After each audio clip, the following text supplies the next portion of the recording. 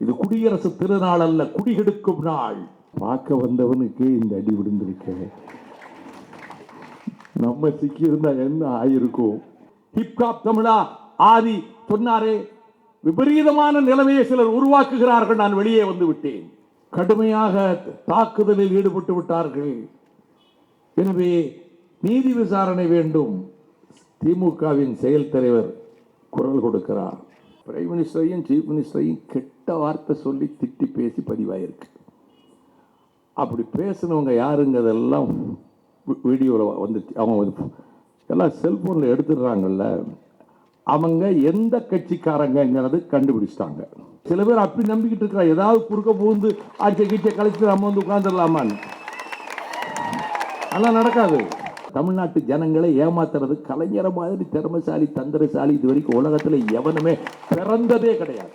இந்த கலவரம் செஞ்சவங்க, தீ வச்சவங்க, வன்முறையில் ஈடுபட்ட ஒரு சார்ந்தவர்கள் எந்த கட்சியாக இருந்தாலும் சரி, ஏவி விட்டவர் எந்த ஒரு பெரிய பதவியில் இருந்தாலும் சரி, விடக்கூடாது. நீங்க தானாடா விட்டாலும் தன் சதையாடும் என்பார்கள். எப்படி நியாயத்துக்கு போராடியதற்காக 70 பேர் கைகால் எலும்புகளை மண்டையை உடைத்த அந்த காவல்துறையை ஏவியது இன்றைய திமுக செயல் தலைவர் இருக்கிறாரே, தகப்பனார் அங்கே இவர்தான் அதிகாரம் செலுத்திக் கொண்டிருந்தார்.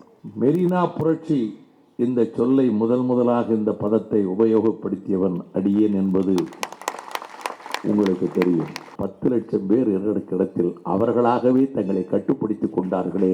இந்தியா இப்படிப்பட்ட ஒரு போராட்ட களத்தை இதுவரை பார்த்ததுண்டா? உலகம் பார்த்ததுண்டா? பச்சையப்பன் கல்லூரி விடுதி காவல்துறையால் சூறையாடப்பட்டது.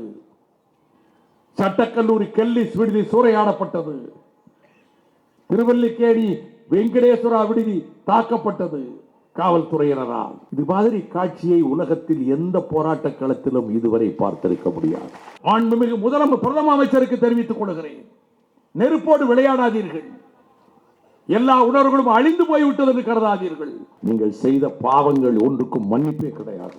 ஏடிஜிபி இப்படி கைக்கூலி வேலை பார்க்கிறார். ஒரு சப் இன்ஸ்பெக்டர் தமிழ் உணர்ச்சியோடு உண்மையை எழுதுகிறார். ஜல்லிக்கட்டு தடை மீண்டும் சுப்ரீம் கோர்ட்டில் வந்தா ஜல்லிக்கட்டு தமிழ்நாட்டில் நடத்தப்படும். பிரதம அமைச்சர் அவர்களே, நாடாளுமன்றம் கூடுகிறது, மசோதா கொண்டு வாருங்கள். கொடிய விலங்குகளின் பட்டியலிலே திமுக காங்கிரஸ் சேர்த்ததே, அதிலிருந்து காளை மாடுகளை நீக்குங்கள்.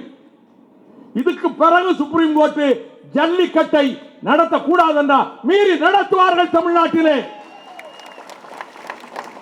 தமிழ்நாடு சர்க்கார் ஒன்றும் செய்யக்கூடாது. உங்க ஆட்சியில் அப்படி கலைச்சா நீங்க முன்ன விட 2 மடங்கு அதிகமான ஓட்டை ஜெயிச்சு வருவீங்க. மாணவர்கள் எந்த கட்சிக்கும் போகாதீங்க, எங்க கட்சிக்கும் வராதீங்க. தமிழகத்தினுடைய வரலாற்றில் ஒரு முக்கியமான காலகட்டத்தில் இந்த மேடையில் நிற்கின்றேன். 52 ஆண்டுகளுக்கு முன்பு பேரறிஞர் அண்ணா அவர்களின் முன்னிலையில் கோகலே ஹாலில் ஆதிக்க இந்திய எதிர்ப்பு கருத்தரங்கத்தில் முதலாக நான் பேசினேன். அன்றிரவு நுங்கம்பாக்கம் இல்லத்தில் மாணவர்களோடு போய் சந்தித்த போது அந்த காஞ்சி தலைவனுடைய பாராட்டுக்களை பெற்றேன். கடந்த கால போராட்ட வரலாறுகளை நெடுநேரம் விவரிப்பதற்கு அவசியம் இருந்தாலும் கூட இன்றைய சூழல் குறித்து முக்கியமான பலவற்றை பத்திரிகையாளர்களும் தொலைக்காட்சி ஊடகங்களும் இருப்பதால் பதிவு செய்வதை கடமையாக கருதுகிறேன். 37 மூண்டெழுந்த மொழி புரட்சியில் அறிவாசான் பெரியார் சிறை தண்டனை பெற்று பெல்லாரி சிறையிலே போய் வாடினார். தாளமுத்து நடராசன் களபலி ஆனார்கள். செட்டிநாட்டரசர் ராஜாசர் முத்தையா செட்டியாரும் மேயர் பாசுதேவும் அவரது உடலை சுமந்து கொண்டு மூலக்கொத்தளம் சுடுகாட்டுக்கு சென்றார்கள். அது கவனிப்பாரற்று கிடந்தது மூலக்கொத்தளம் சுடுகாடு. தாளமுத்து நடராசன் கல்லறைகள் புதர் மண்டி கிடந்தன. நான் திராவிட முன்னேற்ற கழகத்திலிருந்து நீக்கப்பட்டதற்கு பிறகு 94ஆம் ஆண்டு ஜனவரி 25 ஜீவன் உள்ளிட்ட தம்பிமார்களை அனுப்பி அந்த புதர்களை எல்லாம் அகற்றி தாளமுத்து நடராஜன் கல்லறைக்கு செல்லுகின்ற பாதையை செப்பம் செய்து நாங்கள் போய் மலர்களை தூவி வீர வணக்கம் செலுத்தியதற்கு பிறகுதான் அதற்கு பிறகு அனைவருமே தாளமுத்து நடராசன் கல்லறைக்கு வர ஆரம்பித்தார்கள்.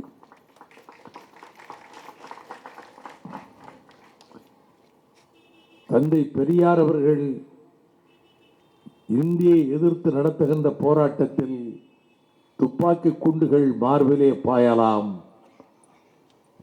அப்படி பாய்கிற குண்டுகளால் நீங்கள் பின்பக்கம் சாய்ந்து விடாதீர்கள், முன்பக்கமாக விழுந்து மடிந்தாலும் நம்முடைய வீரம் நிலைநாட்டப்படும் என்று சொன்னார்.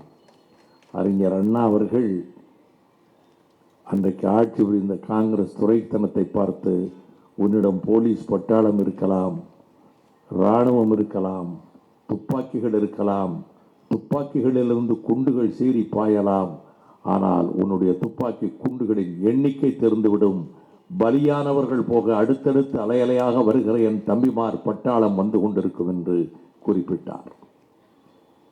இந்த இந்தியை எதிர்க்கின்ற போராட்ட களத்தில் நான் குறிப்பிட்டவர்கள் தீக்குளித்து மடிந்த அந்த காலத்தில் நான் மாநில கல்லூரியில் MA முதல் வகுப்பு படித்துக் கொண்டிருந்த மாணவன், பொருளாதார பிரிவில் விக்டோரியா விடுதியிலே நான் தங்கியிருந்தேன்.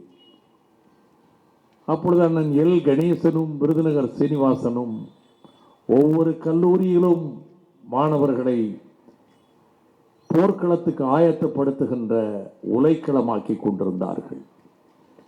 இன்று காலையில் தாளமுத்து நடராசன் கல்லறைக்கு சென்றுவிட்டு டாக்டர் தர்மாம்பாள் கல்லறையிலே மலர்தூவ போன போது எனக்கு ஒரு இன்ப அதிர்ச்சி.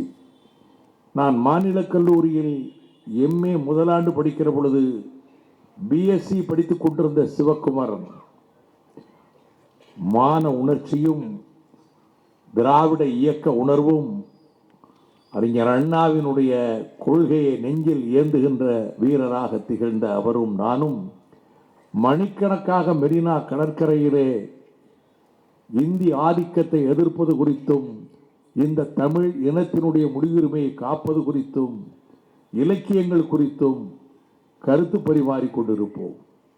அவரை பார்த்து பல ஆண்டுகள் ஆகிவிட்டன. இடையில் ஒரு முறை அவர் பார்த்ததாக சொன்னார்.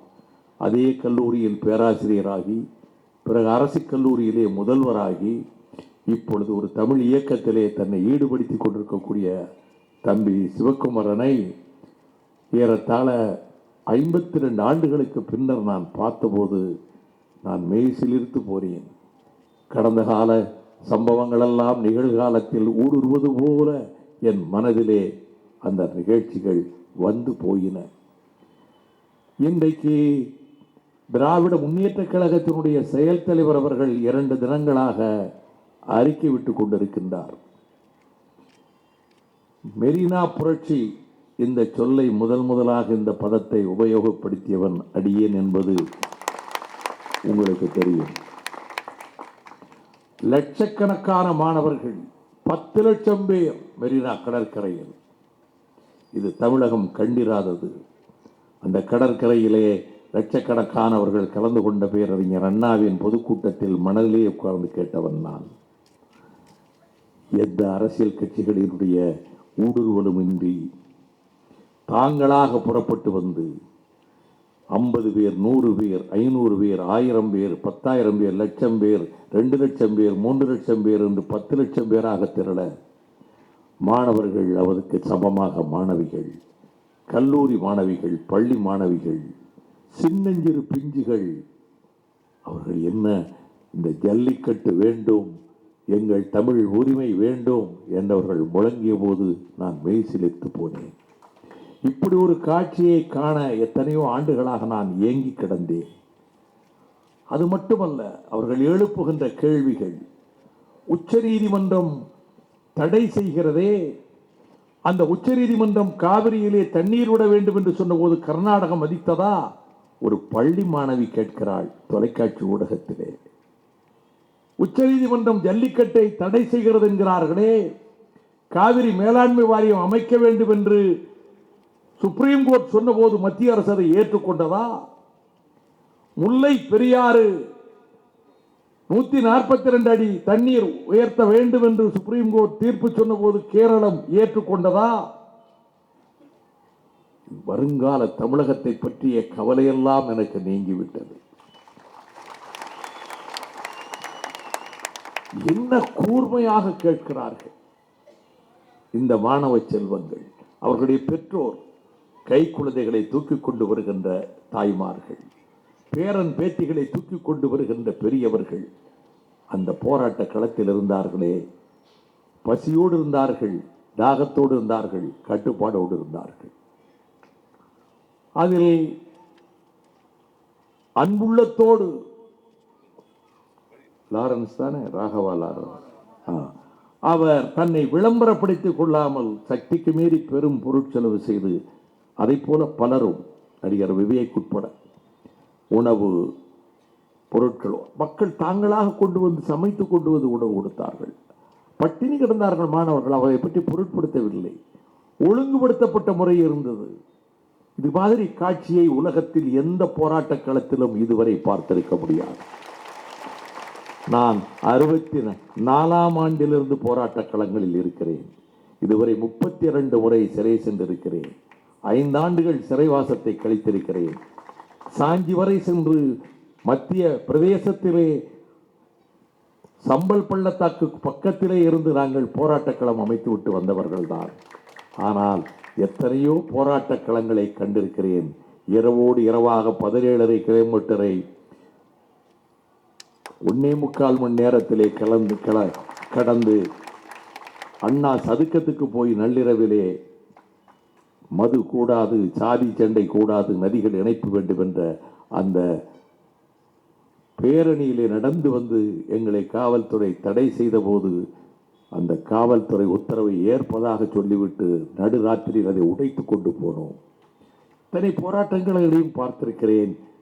கட்டுப்பாடை செய்வதற்கு நான் 2000 தொண்டர்களை ஏவுவேன், அவர்கள் கட்டுப்படுத்துவார்கள். ஆனால் 10 லட்சம் பேர் இடத்தில் அவர்களாகவே தங்களை கட்டுப்படுத்திக் கொண்டார்களே. இந்தியா இப்படிப்பட்ட ஒரு போராட்ட களத்தை இதுவரை பார்த்ததுண்டா? உலகம் பார்த்ததுண்டா? ஆக இந்த போராட்டத்தை நடத்தியதற்கு பிறகு நான் 1-2 செய்திகளை குறிப்பிட விரும்புகிறேன். காவல்துறையினர் கடுமையாக தாக்குதலில் ஈடுபட்டு விட்டார்கள். எனவே நீதி விசாரணை வேண்டும். திமுகவின் செயல் தலைவர் குரல் கொடுக்கிறார். அடுத்து சொல்லுகிறார், முதலமைச்சரே அங்கே போக வேண்டியதுதானே, அங்கே போய் அவர்களிடம் பேச வேண்டியது தானே, உபதேசம் செய்கிறார். ஆனால் ஒன்றை மறந்துவிடக்கூடாது. இன்றைக்கு நான் நினைவூட்டுகிறேன். காங்கிரஸ் கட்சியினுடைய தமிழ்நாடு காங்கிரஸ் கமிட்டி தலைவர் எனக்கு நல்ல நண்பர் தான். அவரும் செயல் தலைவரும் சொன்ன யோசனைகளை கேட்டிருந்தால் தமிழ்நாட்டில் எந்த பிரச்சனையும் வந்திருக்காது என்று திருவாய் மலர்ந்து அருளியிருக்கிறார்கள். நண்பர் அவர்களே, நான் பேச வேண்டாம் என்று நினைத்தேன். பலவற்றை ஞாபகப்படுத்த வேண்டிய கட்டம் வந்திருக்கிறது. 65 போராட்டம் வெடித்த போது காங்கிரஸ் ஆட்சி நடைபெற்றது. மாண்புமிகு பக்தவச்சலம் அவர்கள் முதலமைச்சராக இருந்தார். அந்த போராட்ட களத்தில் 65 போராட்ட களத்தில் லால் பகதூர் சாஸ்திரி பிரதம மந்திரியாக இருந்தார். நேப்பியர் பூங்காவிலே இருந்து இதே ஜனவரி 25ஆம் தேதி காலை 9 மணிக்கு லட்சக்கணக்கான மாணவர்கள் புறப்பட்டோம். அடிவயிறு வலிக்க முழக்கமிட்டு கொண்டு வந்தோம். எந்த வன்முறையும் இல்லை. நாங்கள் லட்சக்கணக்கில் அணிவகுத்து வந்து இப்பொழுது இருக்கிற கண்ணகி சிலை இருக்கக்கூடிய அந்த இடத்திற்கு வந்து மாநில கல்லூரி அந்த கடற்கரை சாலைக்குள் நுழைகிறோம். அரபு குதிரைகள் மீது ஆரோகணித்து வருகின்ற பட்டாளம், போலீஸ் பட்டாளம் குண்டாந்தடிகளை ஏந்தியவாறு வந்து தாக்குதல் நடத்தியது. அந்த குதிரைகளின் கால்களில் மிதிபட்டு கைகால் முறிந்தவர்கள் பலர். மண்டைகள் பிளக்கப்பட்டன. உயிரை காப்பாற்றிக் கொள்ள பல பேர் ஓடி சென்று அந்த கால்வாயிலே விழுந்தார்கள். சின்னாபின்னமாக அடித்து விரட்டப்பட்டோம்.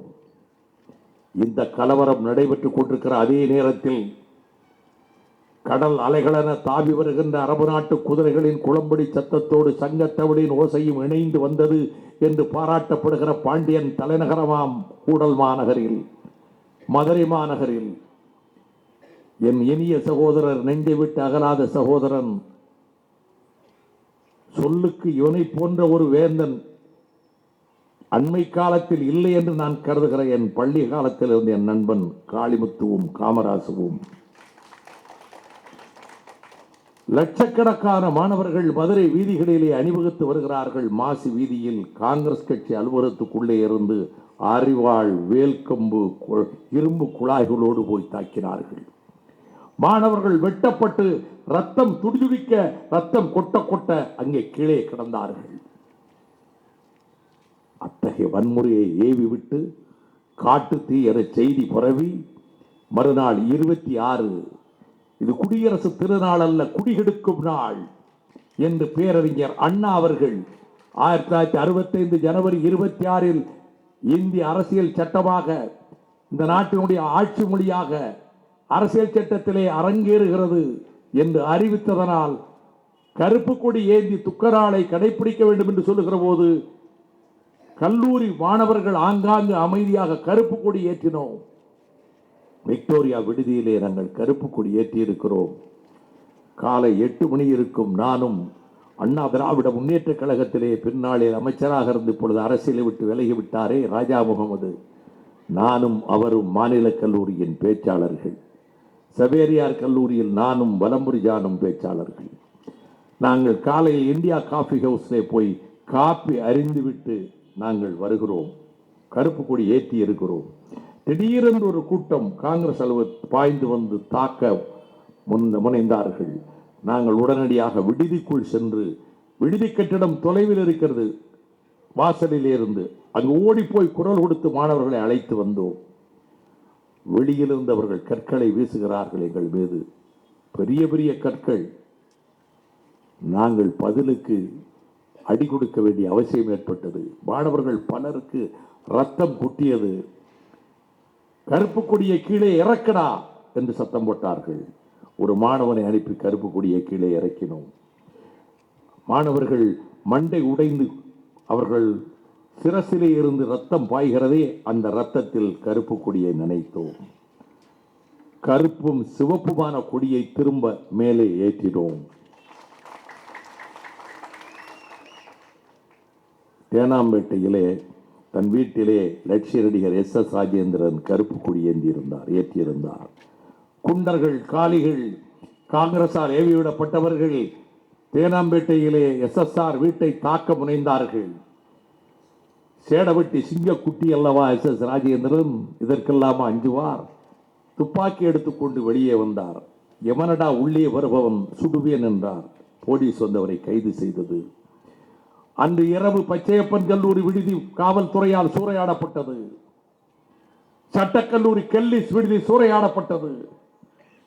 திருவல்லிக்கேணி வெங்கடேஸ்வரா விடுதி தாக்கப்பட்டது காவல்துறையினரால். இவ்வளவும் 26ஆம் தேதி தமிழகம் எங்கும் அடக்குமுறை கட்டவிழ்த்து விடப்பட்டு 27ஆம் தேதி இதை கண்டிப்பதற்காக சிதம்பரத்தில் அண்ணாமலை நகரில் லட்சக்கணக்கான மாணவர்கள் எங்கள் வாழ்வும் எங்கள் வளமும் மங்காத தமிழென்று சங்கே முழங்கு, இந்திக்கு இந்நாட்டில் ஆதிக்கமா, எல்லோரும் வாருங்கள் தோழர்களே என்று முழங்கி வந்தபோது முதல் வரிசையிலே வந்து கொண்டிருந்தான் சிவகங்கை தந்த வேங்கை ராஜேந்திரன் என்ற மாணவன். சீறி வந்த துப்பாக்கி கொண்டு தொண்டை குழியிலே பாய்ந்து அந்த இடத்திலே விழுந்து துடிதுடித்து மாண்டான். இந்த செய்தி காட்டு தீ என தமிழகம் எங்கும் பரவியது. அந்த இரவு விக்டோரியா விடுதி மாணவிய மொட்டை மாடியிலே பாசறை கூட்டம் போட்டோம். ஒலிபெருக்கி கிடையாது. என் வாழ்க்கையில் மறக்க முடியாத உரைகளில் ஒன்று அது. சில உரைகள் எனக்கு என் மனதுக்கு இப்படி ஒரு முறை நான் இனி பேச முடியாது என்று ஒரு 4-5 உரைகள் இருக்கின்றன.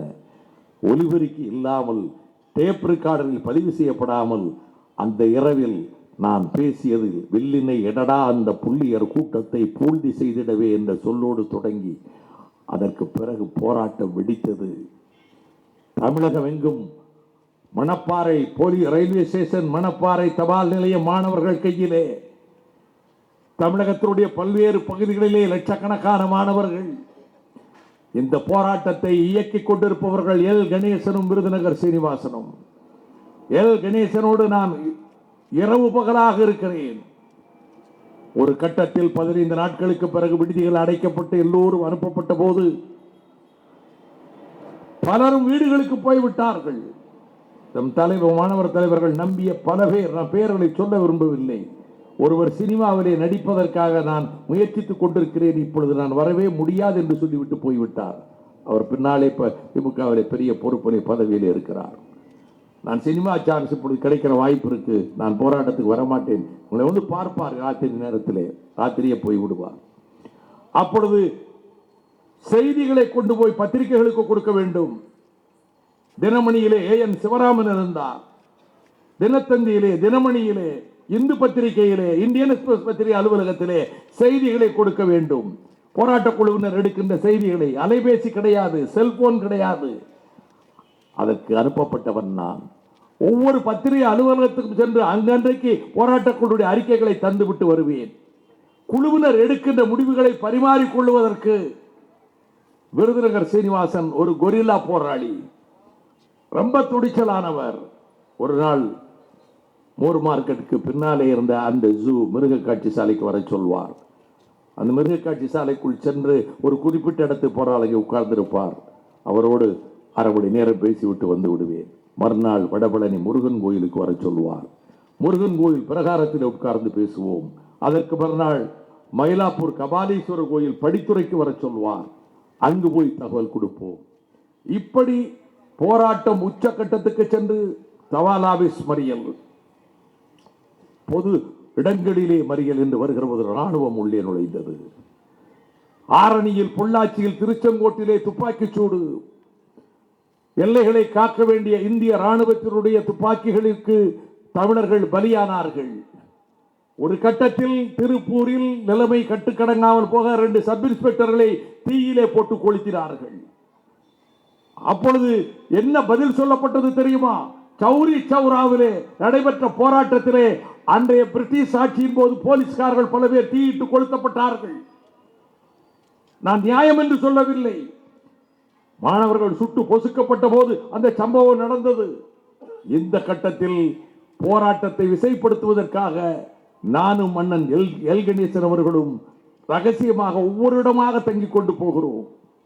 சீனிவாசனை கண்ட இடத்திலே சுடுவதற்கு அரசாங்கம் உத்தரவு பிறப்பித்திருந்தது. Shoot at side.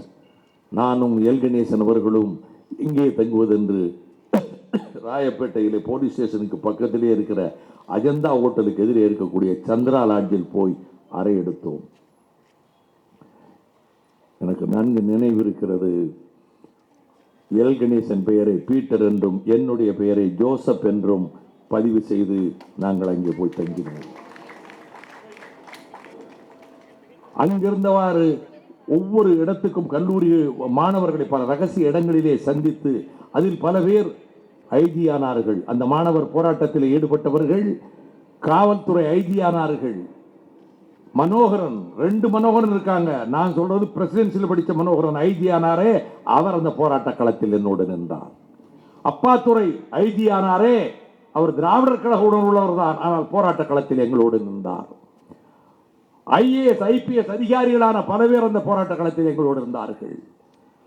நான் 3ஆம் நாள் சொல்லுகிறேன் சந்திரா லாட்ஜில், அண்ணன் சிஐடி நடமாட்டம் நம்மை கவனிப்பதாக தெரிகிறது, அநேகமாக இன்று இரவு நம்மை வளைத்தாலும் வளைத்து விடுவார்கள். அப்பொழுதெல்லாம் நான் என்ன சொன்னாலும் அண்ணன் எல்ஜி கேட்பார், எந்த சொன்னாலும் சரியாக இருக்கும் என்றுப்பார். அப்படி என்றால் உடனே புறப்பட்டு விடுவோம் என்றேன். நாங்கள் அறையை காலி செய்து கொண்டு போயிருக்கிறோம். அடுத்த அரை மணி நேரத்தில் போலீஸ் சந்திரா லாட்ஜுக்கு வந்து விட்டது.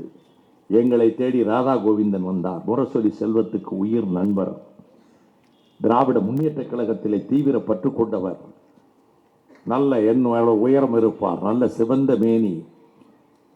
இங்கே பீட்டரும் ஜோசப்பும் இருக்காங்களா என்று கேட்டு வந்தார்.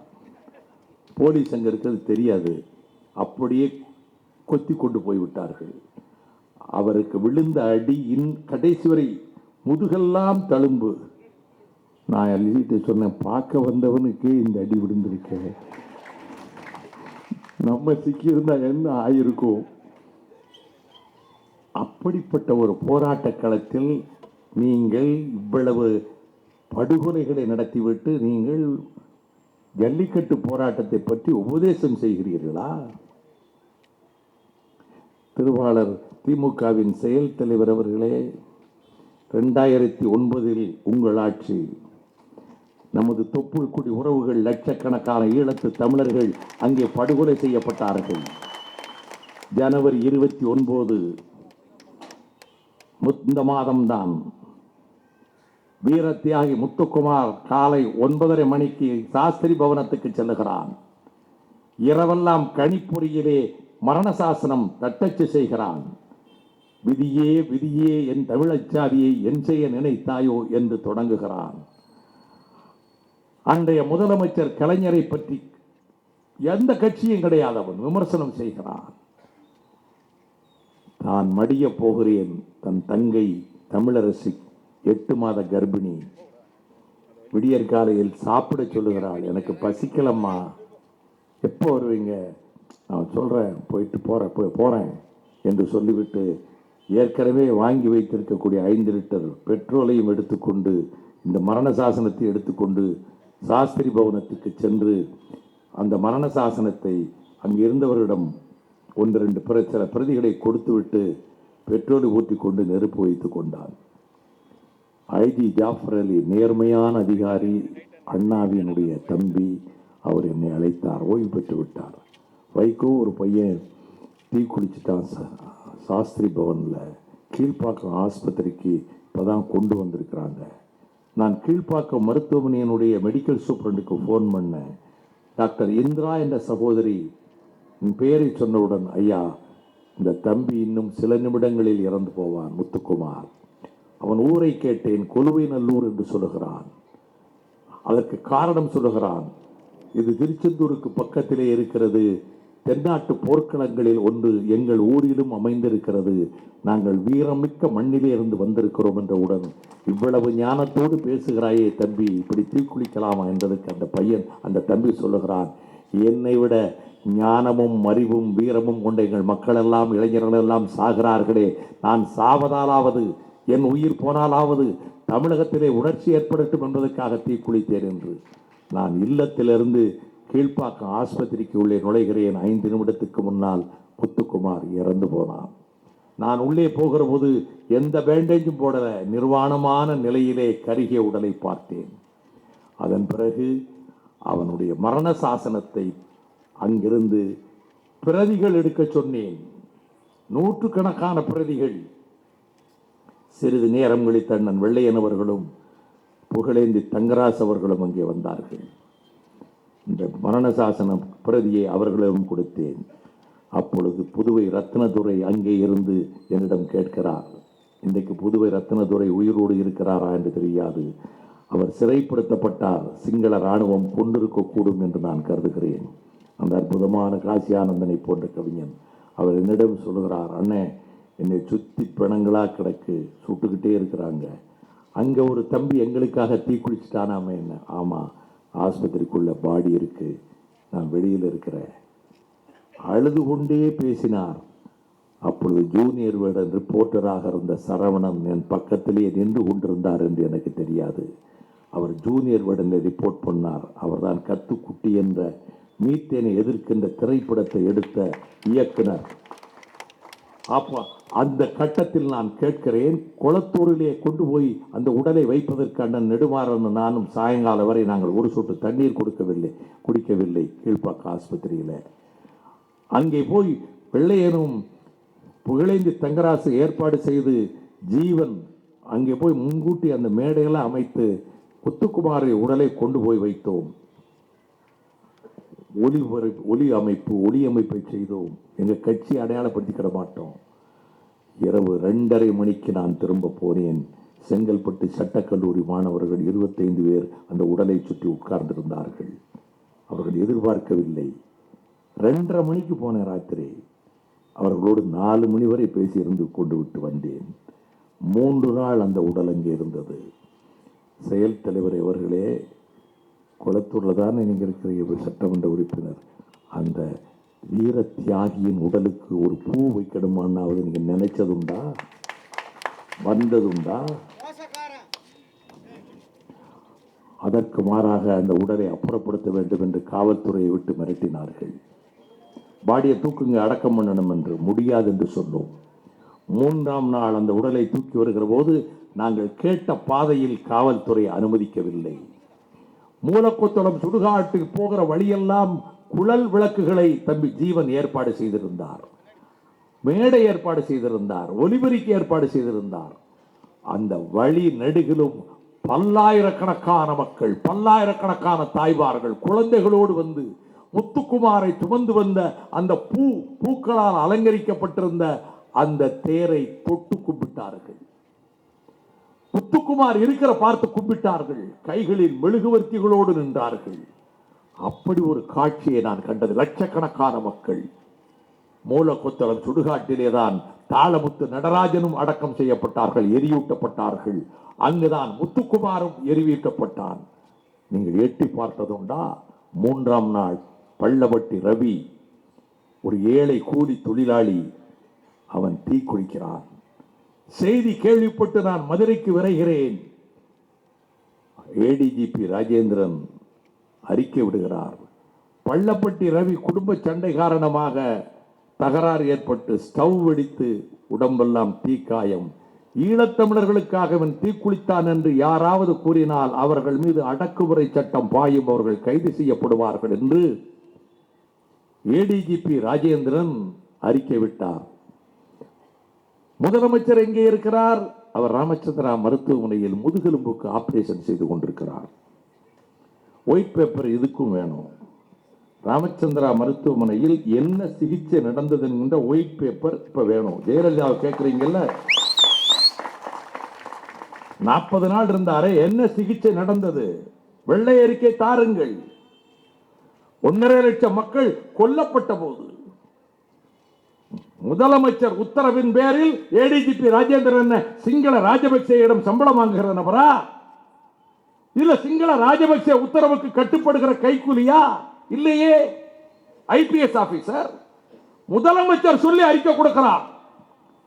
நான் மதுரை அரசாங்க மருத்துவமனைக்கு போனேன். பள்ளப்பட்டி ரவி உடம்பெல்லாம் எரிந்து பேச்சு குளறுகிறது. ஐயா ஒன்றும் பண்ண முடியாதா? பண்ண முடியாதா? ஐயா நீங்கெல்லாம் இருக்க ஒன்றும் முடியாதா? பேச முடியல. பக்கத்தில் அழுது கொண்டே நிற்கிறாள் அவருடைய மனைவி சித்ரா. என்னம்மா நடந்துச்சுன்னு கேட்டேன். ஐயா யாரோ தீ குளிச்சுட்டாங்களாம் முந்தா நாள் சென்னையில்.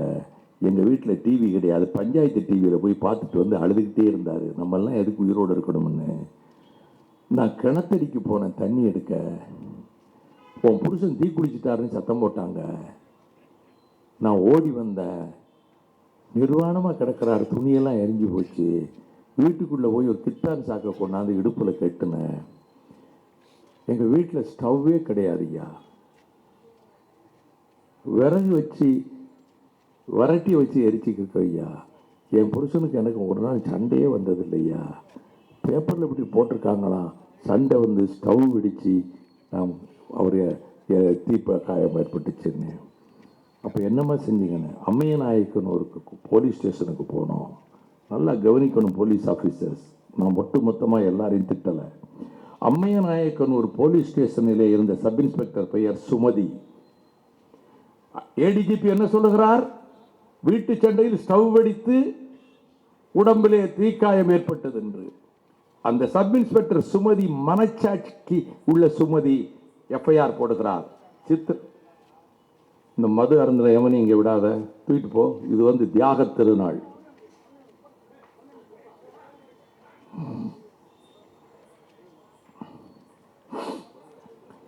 அதாவது இந்த சம்பவத்தை போன்ற கொடுமை எதுவும் இருக்க முடியாது. அந்த சுமதி என்கிற சப் இன்ஸ்பெக்டர் ஈழத்தமிழர்களுக்காக என் கணவன் தீக்குளித்தார் என்று சித்ரா சொன்ன வாக்குமூலத்தை அப்படியே எஃப்ஐஆர் போட்டார். நான் அந்த சுமதியை பார்த்ததில்லை இதுவரைக்கும். ஆனால் ஒவ்வொரு கூட்டத்திலும் காவல்துறையில் இப்படிப்பட்ட உணர்ச்சியும் மானமும் தன்மானமும் தமிழ் உணர்ச்சியும் உள்ள அதிகாரிகள் இருக்கிறார்களே என்று நான் பெருமைப்படுகிறேன். ஏடிஜிபி இப்படி கைக்கூலி வேலை பார்க்கிறார், ஒரு சப் இன்ஸ்பெக்டர் தமிழ் உணர்ச்சியோடு உண்மையை எழுதுகிறார். நான் உடனே ஏசியை கூப்பிட்டேன், டிசியை கூப்பிட்டேன், பிரஸ்ஸை கூப்பிட்டேன், டிவியை கூப்பிட்டேன். சித்ரா, என்கிட்ட சொன்னதை இவங்க கிட்ட சொல்லுமா, நாட்டுக்கு இவங்க சொல்லட்டும். இப்படி சொல்ல சொன்னது யார்? அன்றைய முதலமைச்சர். சீர்காழியிலே ரவி காங்கிரஸ் கவுன்சிலராக இருந்தவர் தீ குளித்தார். நான் அங்கிருந்து போடுறேன், உயிர் இருக்கு. நான் போகும்போது கை காலில் அப்படியே கருகி போய் கை ஆடிக்கிட்டு இருக்கு, பேச முடியல, பார்க்க முடியல என்னால.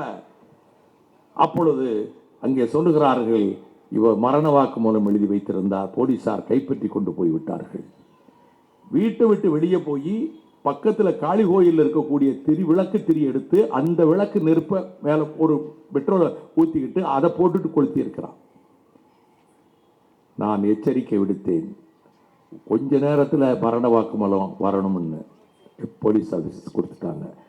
அங்கே அடக்கம் பண்ணி அவரை கொண்டு போய் குழியில் வச்சு அந்த குழியில் போட்டுட்டு மண்ணை போடுறோம். ஜீவன் போன் பண்றாரு, அமரேசன் என்பவர் வட சென்னையில் தீ குளித்து விட்டார். நான் முதல் காரில் வருகிறேன், அடுத்த காரில் அண்ணன் நெடுமாறன் வருகிறார். ராத்திரி 1:30 மணி. காவல்துறை அதிகாரிகள் இவர் குடும்ப சண்டையில் தீ குளிச்சாரு என்று அவருடைய மரண வாக்குமூலத்தை கைப்பற்றி கொண்டு போய்விட்டார்கள். நான் வந்தேன், இந்த மார்ச் வரைய திறக்க போறாங்களா இல்லையா, ரெண்டில் ஒரு முடிவாகணும்னு கேட்டேன். சூப்பரண்ட் நல்ல மனுஷன், மெடிக்கல் சூப்பரண்ட் டீன் 2 பேர் திறந்து காமிச்சாங்க. அமரேசன் உடம்பை பார்த்தோம். அமரேசன் புத்திசாலி. அமரேசனுடைய மரண வாக்குமூலத்தை போலீசார் கைப்பற்றி கொண்டார்கள், இன்று வரை கிடைக்கவில்லை. ஆனால் நான் ஈழத் தமிழர்களுக்காக முத்துக்குமார் வழியில் தீக்குளிக்கப் போகிறேன் என்று உறவினர்களுக்கெல்லாம் இன்னன் லெட்டர் எழுதி முதல் நாளே போஸ்ட் பண்ணிட்டாரு. அந்த போஸ்ட் பண்ண லெட்டர்கள் கிடைத்தது. இத்தனை அக்கிரமம் செய்துவிட்டு சட்டக்கல்லூரி மாணவர்களும் வழக்கறிஞர்களும் ஈழத் தமிழர்களுக்காக போராடி அந்த 19ஆம் தேதி காவல்துறை ஏவி விட்டு ஒரு நீதிபதி மண்டை உடைக்கப்பட்டு 70 சட்டக்கல்லூரி மாணவர்களும் வழக்கறிஞர்களும் கைகால் முறிக்கப்பட்டு கிடந்தார்கள். 70 பேர் நீதிமன்ற வளாகத்திலே ஈழத் தமிழர்களுக்காக, நமது தொப்புள் கொடி உறவுகளுக்காக பச்சை குழந்தைகள் கொல்லப்படுகிறார்கள் என்பதற்காக, ஒரு இனம் அழிக்கப்படுகிறது என்பதற்காக, கருவறுக்கப்படுகிறதே சிங்கள குடியவர்களால் என்பதற்காக, தானாடாவிட்டாலும் தன் சதையாடும் என்பார்கள் எப்படி நியாயத்துக்கு போராடியதற்காக 70 பேர் கைகால் எலும்புகளை மண்டையை உடைத்த அந்த காவல்துறையை ஏவியது இன்றைய திமுக செயல் தலைவர் இருக்கிறாரே, தகப்பனார் அங்கே இவர்தான் அதிகாரம் செலுத்திக் கொண்டிருந்தார். நீங்கள் இதையெல்லாம் பேசாமல் இருந்தால் நான் பேச மாட்டேன். நீங்கள் செய்த பாவங்கள் ஒன்றுக்கும் மன்னிப்பே கிடையாது. 3 பேர் திமுகவினர் தீக்குளித்தார்கள், அதுக்கே இரங்கல் தெரிவிக்கல. தென் மாவட்டங்களில் 2 பேர், சென்னையில் சிவபிரகாசம், 3 பேர் திமுக உறுப்பினர்கள், அவர்கள் தீக்குளித்தார்கள். இன்றைக்கும் திமுகவில் லட்சோப லட்சம் அண்ணாவின் தம்பிகள் இருக்கிறார்கள். அவர்கள் உள்ளத்தில் கொள்கை இருக்கிறது, அவர்களிடத்திலே அண்ணாவின் லட்சியம் இருக்கிறது. அவர்கள் ஆசாபாசங்களுக்கு ஆட்படவில்லை, கமிஷனுக்கும் கான்ட்ராக்டுக்கும் அலையவில்லை. அப்படி ஒரு கூட்டம் புதிதாக புறப்பட்டு இவர்களோடு அலைந்து கொண்டிருக்கிறது, அவ்வளவுதான். எனவே அவ்வளவு பெரிய கொடுமைகள் நடத்தப்பட்டதே. நீங்களா செல்றது வன்முறையை பற்றி?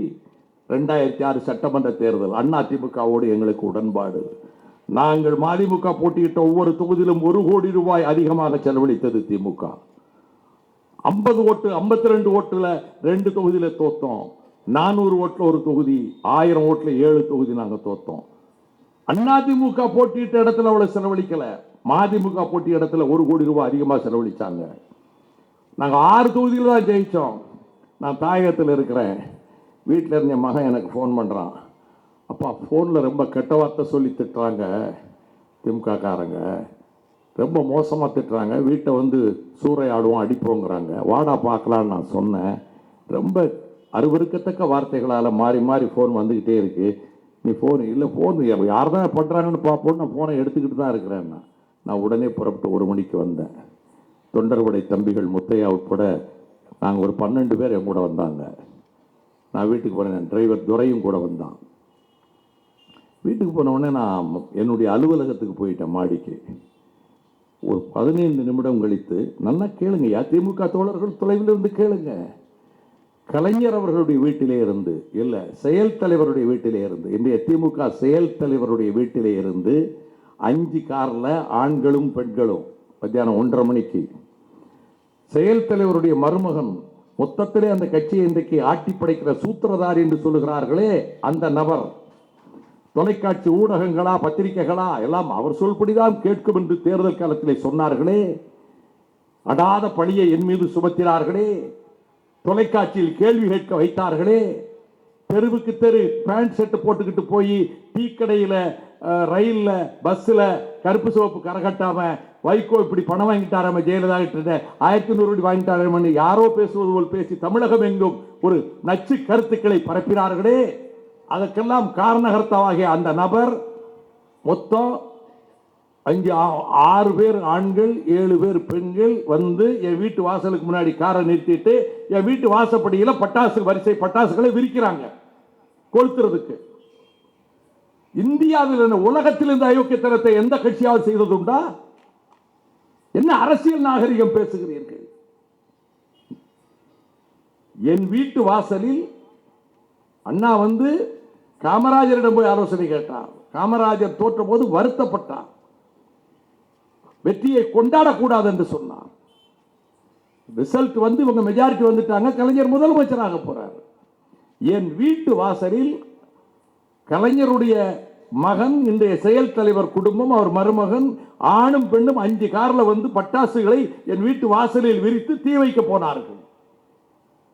வீட்டுக்குள்ளேயே ஏறி வந்துட்டாங்களா என்கிற போது நான் எவ்வளவோ கட்டுப்படுத்தி வச்சிருக்கேன் என் தம்பிகளை. ஆமா, இல்லாட்டி அன்னைக்கு கொலை விழுந்திருக்கும். அப்படி இருந்தும் இவங்க போய் அடிச்சதுல எல்லாம் காலில் விழுந்தாங்க. எங்களை விட்டுங்க, தெரியாம வந்துட்டோம். இந்த மருமகனுக்கு கை ஒடிஞ்சு போச்சு, இன்னொருத்தனுக்கு கை ஒடிஞ்சு போச்சு. 2 காரை போட்டுட்டு 3 காரை அங்கே போட்டுட்டு 2 காரை எடுத்துட்டு ஓடினாங்க. போகிற வேகத்தில் இந்த செயல் தலைவர் மருமகன், நான் பேரையெல்லாம் சொல்ல விரும்பி இந்த மேடையினுடைய தரத்தை நான் குறைக்க விரும்பலை, அவருடைய ஐடி கார்டை போட்டுட்டு ஓடிட்டான். அந்த ஐடி கார்டு என்கிட்ட இப்பயும் இருக்கு. என்ன அரசியல் நாகரிகம் பேசுறீங்க? இவங்க போற போக்கில் பயந்துக்கிட்டு பின்னாடியே வந்து தம்பி வைகோ ஆட்களை அடிப்பாங்கன்னு பயந்துக்கிட்டு கார் எடுத்துட்டு போற வேகத்தில் அங்கே ஒரு பொம்பளை ஒரு வயதான அம்மாவை அடித்து போட்டு போயிட்டாங்க. அந்த பொண்ணை கொண்டு போய் சுந்தரம் ஆஸ்பத்திரியில் சேர்த்த உடனே அருண், போலீஸ் ஆஃபீஸர் அருண் வந்துட்டார். இவங்க அங்கே மாட்டிக்கிட்டாங்க. நாங்கள் கலைஞர் வீட்டிலேருந்து வர்றோம். அவர் ஜெயிச்சாச்சு, முதலமைச்சராக போகிறாரு. எங்கே வந்தீங்க? வைகோ வீட்டுக்கிட்ட எங்கள் வண்டிகள் எல்லாம் நொறுக்கிட்டாங்க. யோக்கியமான ஐபிஎஸ் ஆஃபீஸர் கேட்டார், உங்களுக்கு என்ன ஜோலி வைகோ வீட்டுக்கிட்ட? கலைஞர் வீட்டிலேருந்து வைகோ வீட்டுக்கு முன்னாடி எதுக்கு வந்தீங்க? இல்லை, எங்களை எல்லாம் அடித்து நொறுக்கிட்டாங்க, வண்டியெல்லாம் நொறுக்கிட்டாங்க, 3 வண்டி அங்கே கிடக்குது, கம்ப்ளைண்ட் கொடுங்க. கம்ப்ளைண்ட் எல்லாம் வேண்டாம், நாங்கள் போகிறோம். நேராக என்கிட்ட வந்தார். ஆனால் நீங்கள் ஒரு கம்ப்ளைண்ட் கொடுங்க அப்படின்னாரு. வேண்டாம், நான் கம்ப்ளைண்ட் கொடுக்கல, நல்ல வேலை அவங்க நல்ல காலமோ ஏன் நல்ல காலமோ கொலை விழாமல் தப்பிச்சு போயிட்டாங்க, இல்லாட்டி என்ன ஏன் ஒன்று ஆக்கியிருப்பாங்க. நீங்களா அரசியல் நாகரிகம் பேசுகிறீங்க? இந்த கீழ்த்தரமான வேலையை இந்தியாவில் எந்த அரசியல் கட்சியாவது செஞ்சதுண்டா? அண்ணா பேரை சொல்ல உங்களுக்கு யோக்கியம் உண்டா? அண்ணா பேரை நீங்கள் உச்சரிக்கலாமா?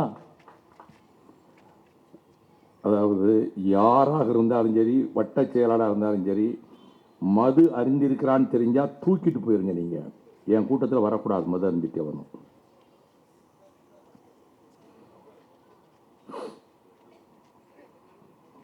நீங்கள் இதையெல்லாம் சொல்லுகிற போது இவ்வளவும் செய்து விட்டவர்கள் உபதேசம் பேசுகிறார்கள். சரி, இப்பொழுது இந்த ஜல்லிக்கட்டு போராட்டத்துக்கு பற்றி ஒரு சில விளக்கம் தர விரும்புகிறேன்.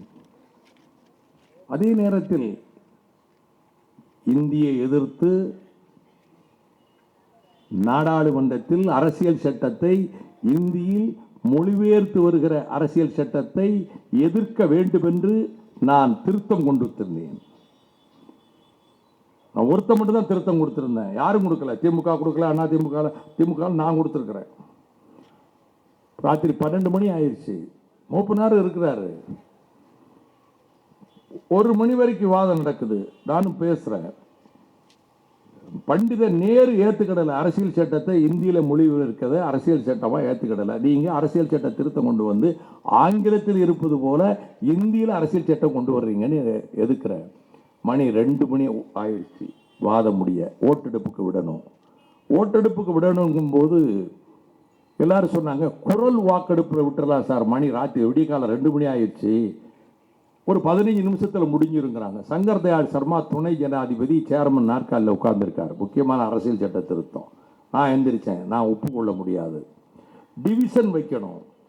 டிவிஷன் வைக்கணும்னா ஓட்டு பதிவு செய்யணும். குரல் வாக்கெடுப்பில் யார் ஆதரித்து ஓட்டு போட்டா எதிர்த்து போட்டான்னு யாருக்கும் தெரியாது.